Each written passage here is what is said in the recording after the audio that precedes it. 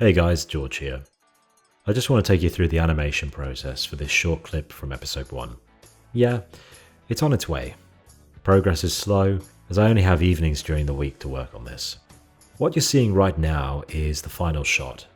I wanted the Eds to be silhouetted in the junkyard.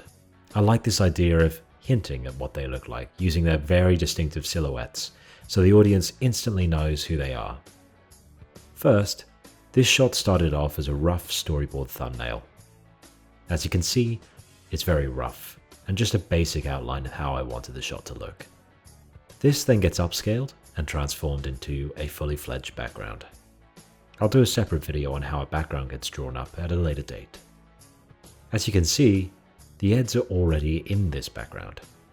I use this as a point of reference when animating. Next, I create a very rough pass of the basic shapes of the Eds in Toon Boom Harmony. These are just the basic blocks, what shapes the Eds comprise of. I map out the key poses and the timing of these poses. Next up, I create timing charts to show how many in-between poses are needed between each key pose. In traditional animation, something called an X sheet is used. I've used this in some shots in Peach Creek, however it isn't something that I feel is compulsory. Next, I rough out each in-between frame and sketch these out. I start with what's called a breakdown pose, which is usually about halfway between each key pose, and then, where needed, I add in the other in-betweens. What happens next is a rough pass.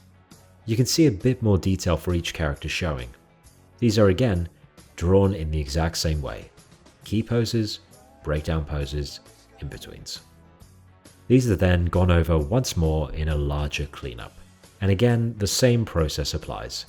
Key poses, breakdowns, rough poses. Next up is the color. This is done beneath the line art and is drawn out by hand. This, again, has to be done for each pose. Thankfully, I don't need to do it for every frame. And finally, highlights. Usually in Peach Creek, I would only do shadows, but for this specific shot, I wanted highlights instead, as the Eds are already in deep, dark shadow. I tend to set a rule to never use true black for anything apart from the character outlines.